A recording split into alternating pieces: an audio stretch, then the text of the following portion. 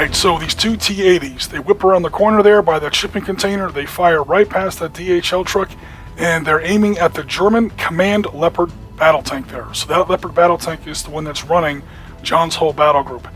She uses the superior marksmanship card, which is going to let her re-roll a hit if she misses. So her first shot hits, her second shot misses, she uses the card, she re-rolls it. Now we've got 2 hits, and that's 2 chances to penetrate. Now the odds aren't great here. I think she has to roll 8 on a D10, but on the first one, boom, she rolls a 10. So the tank is now hit and penetrated. The second one doesn't even matter at this point. We roll to see if the tank explodes, because if the tank explodes, it's going to adversely impact that dismounted Bundeswehr infantry that's right behind the tank. So the tank is knocked out but doesn't explode, so that infantry is okay. Now John is going to lose 1d6 command tokens, because again, that was his commander.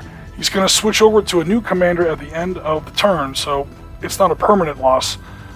But he is going to lose, I think he rolls a 6 on his 1d6.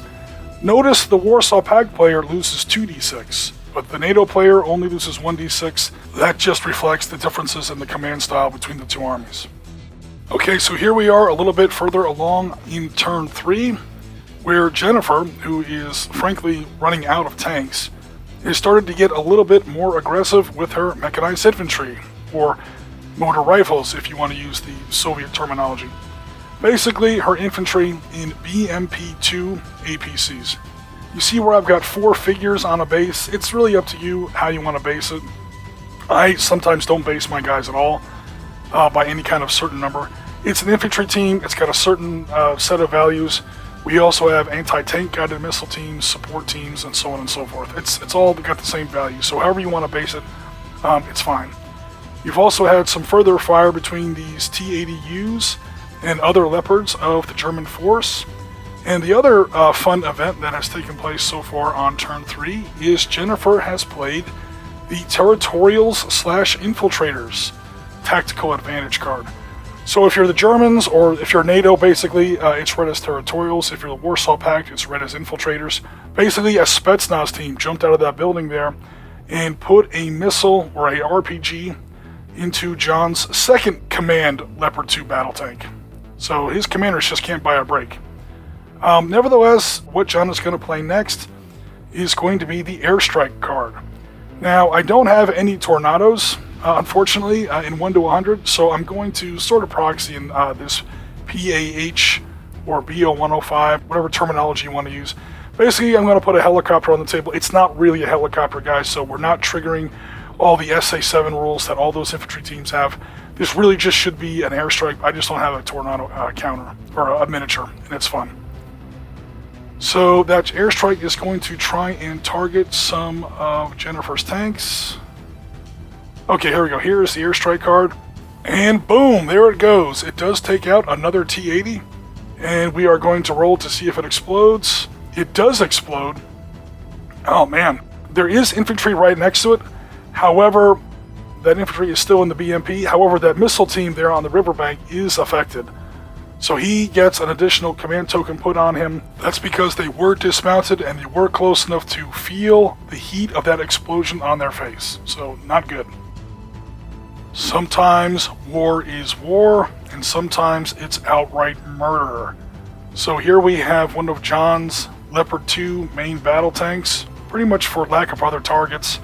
He's going to put a flank shot into that BMP-2.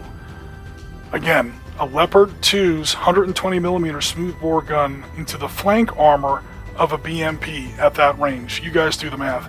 So assuming he hits, which he does, I think he has to roll like -3 on a D10 to actually fail to knock out that BMP. Needless to say, that BMP is knocked out.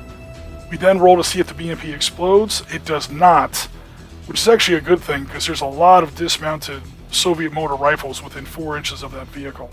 That really would have been a bad thing if that vehicle had physically detonated. That causes additional morale tokens on nearby dismounted infantry within 4 inches.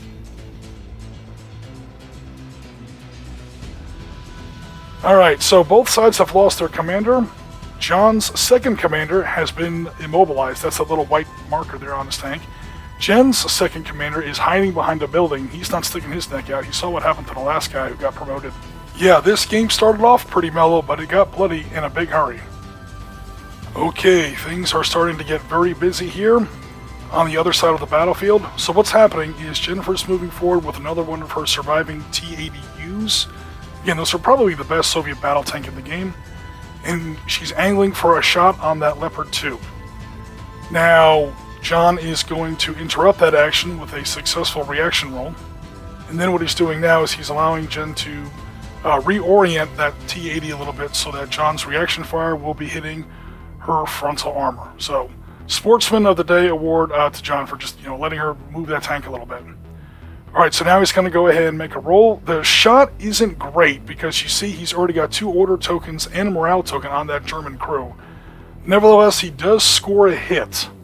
However, he fails to penetrate the frontal armor of the T-80. So what happens is, even though he failed to penetrate, whenever you get hit by a weapon that could conceivably break your armor, you do have to put a white morale token on there. So you can't spray a tank with machine gun fire and cause it to get morale tokens. But if you're hit by a weapon that could have conceivably gotten through your armor, basically within 10 of your armor class, D10 plus the weapon defeat your armor class, that's when you get the that's when you have to get these white morale tokens on there. So many white morale tokens, the crew bails out. Even if the crew doesn't bail out, it causes all kinds of problems for activation, chances to hit, and so on.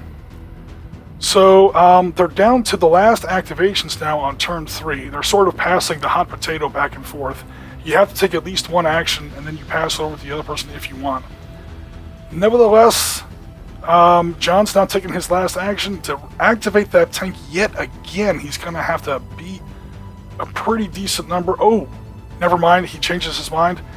These guys also have to make a pretty tough roll because there's already 2 activations and a morale token. He fails the morale check, and that is going to wrap up turn 3. So we're going to take a pause here. We're going to figure out breakpoints because there's a lot of new burning wreckage on the table, a lot of more destroyed units. And we'll see where we stand for the beginning of round 4.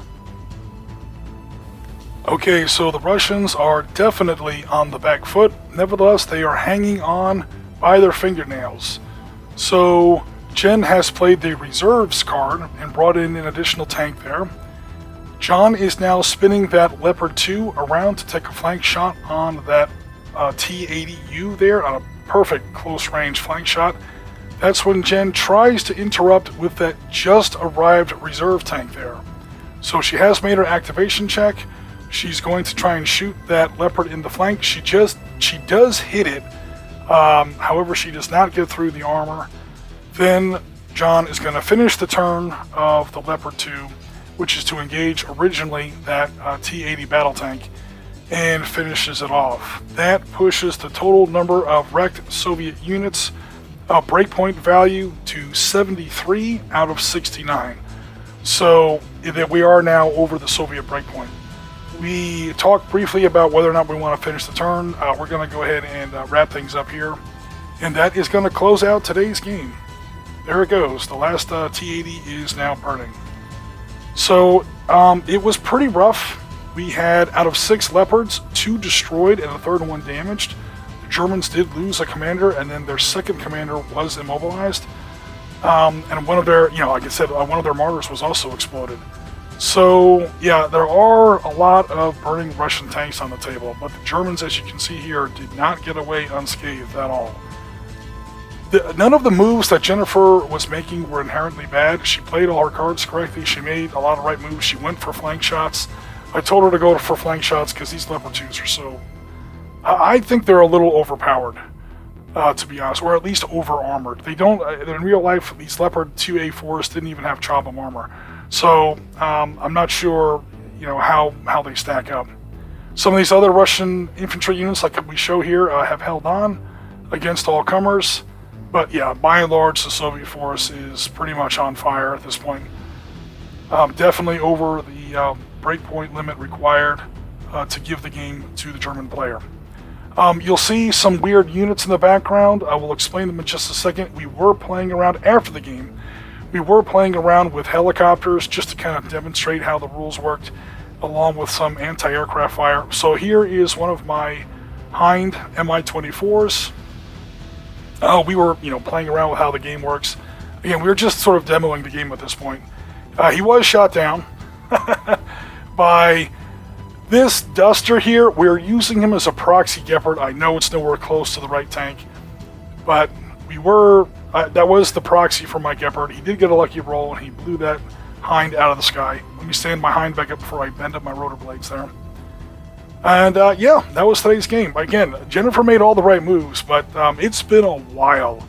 And I roll badly in war games. People who watch our channel know that.